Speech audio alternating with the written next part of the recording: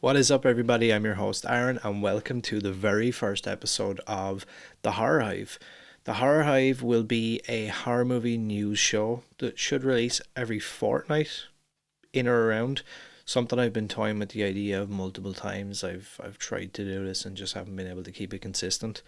So I feel like maybe if we do this twice monthly, it might be something where we can compile all the news together, maybe little reviews, different segments. Obviously, I want feedback from you guys, so anything I can add, take away from the show, change about the show, make different, make better. I'm all ears. Make sure to comment down below. If you're listening to the audio format of this, shoot me a message on Instagram. I'm on Twitter. I'm on Facebook. I'm everywhere at this point. But yeah, without further ado, let's get directly into the show today. And first off, we're going to start with, I guess, some big-ish news. A lot of people probably won't be surprised by this, but it surrounds The Exorcist Believer, which is due to release in October of 2023. October 13th, I think, to be exact. So yeah, Universal and Blumhouse debuted their first trailer at the annual convention of movie theater owners a few weeks back. Um, Early word on the scene was that the new trailer was the scariest trailer the studio had ever cut, and apparently it delivered at the time. A lot of people talked about this and said, from what they've seen, it was like really scary. It was amazing. It was really good. This could be a really good thing. Um, which honestly I was kind of surprised by, because obviously David Gordon Green and that team are the team that are after taking over this Exorcist trilogy, and they've recently just finished up butchering the Halloween trilogy, in my opinion. I think a lot of people agree with me. So I was kind of shocked by the fact that this was getting such rave reviews from what seemed to be out there.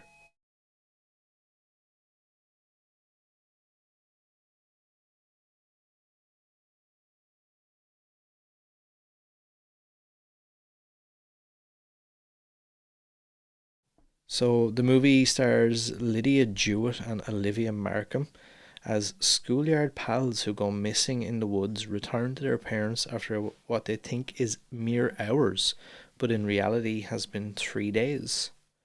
Announced nearly 2 years ago, Universal committed to a staggering 400 plus million for the rights to a new trilogy. However, this is the flip side of this story. At a test screening this week in New York City, the reactions are not good at all. In an apparent comment from Michael Blatty, who is the son of, a lot of you people will probably know the name William Peter Blatty, he had said, "Knowing what I know of the storyline, the script, and lack of imagination brought to this project from the get go, I have been predicting this outcome for months now. I experienced it as I did with my dad with the storyline and script of Exorcist 2, and I am reliving that disaster again. In fact, my guess is that with this new film will dislodge part 2 on the worst films of all time list.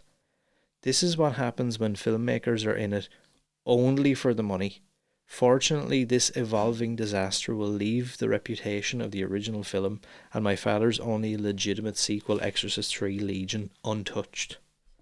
So those are some strong words there from his son. I don't think anybody's overly shocked or surprised about any of this. I mean, it is what it is. Look, we have to keep an eye on the situation and see what more news comes out, but I have a sneaking suspicion there may be some scrambling for reshoots if that is the case. How this man was given the helm of The Exorcist, I do not know.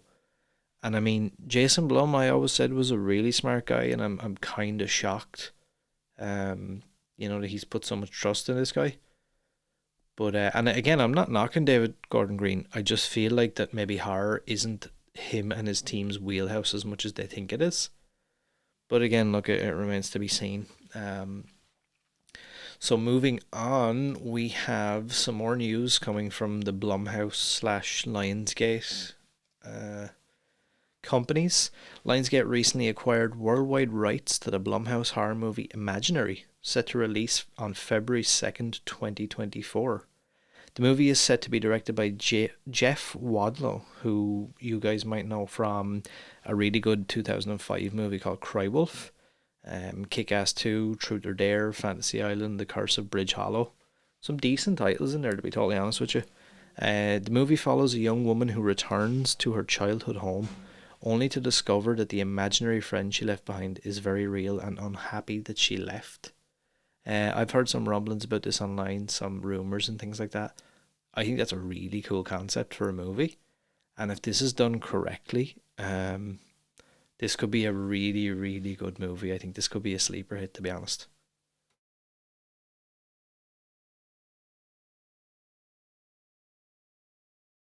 So, moving swiftly on from there, we are going to take a look at Gremlins Secrets of the Mogwai.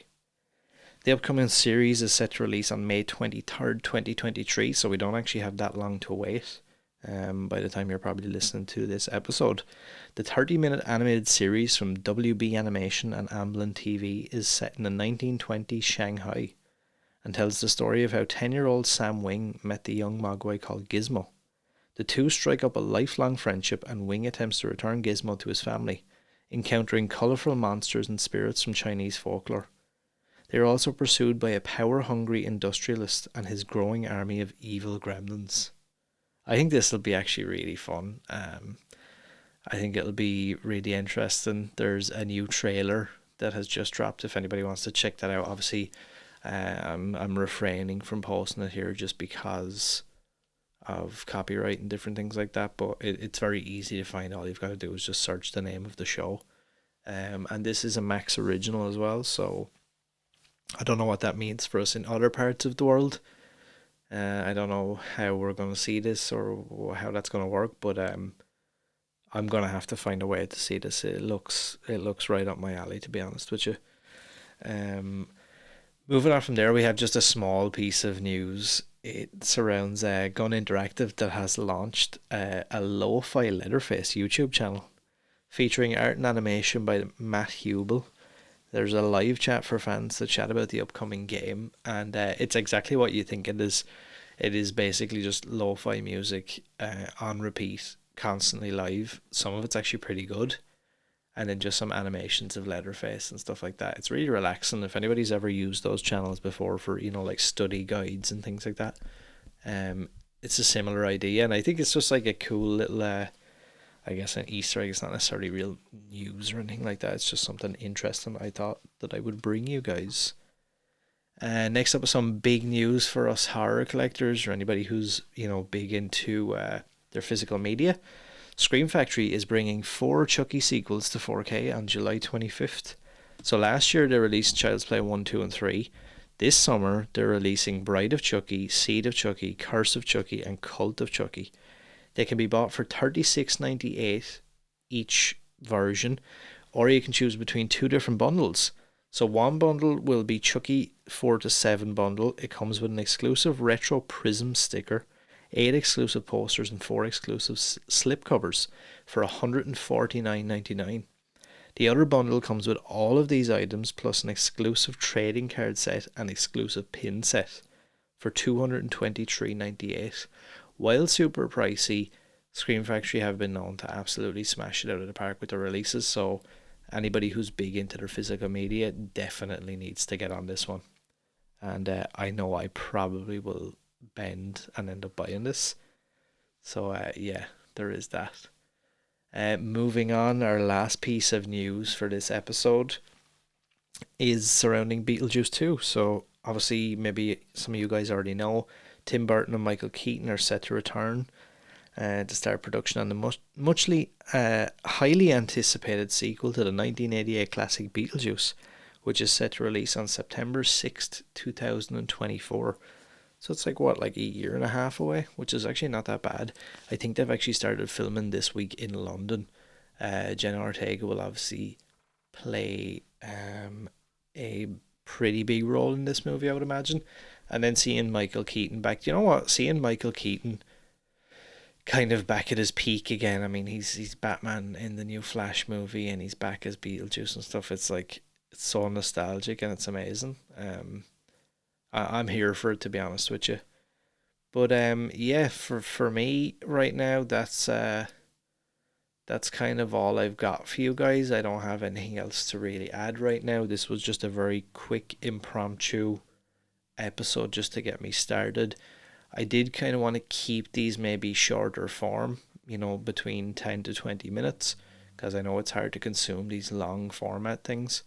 And I feel like maybe a horror news roundup, every other week might be the way to go.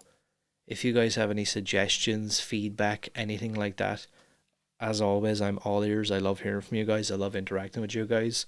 I'm going to start doing more Instagram lives and things like that. And yeah, I just appreciate all the support. You guys know where to find me. Check out the links down below. Make sure to like, share, subscribe. And yeah, I'll see you guys real soon in the next one. Thanks for joining me on the Horror Hive.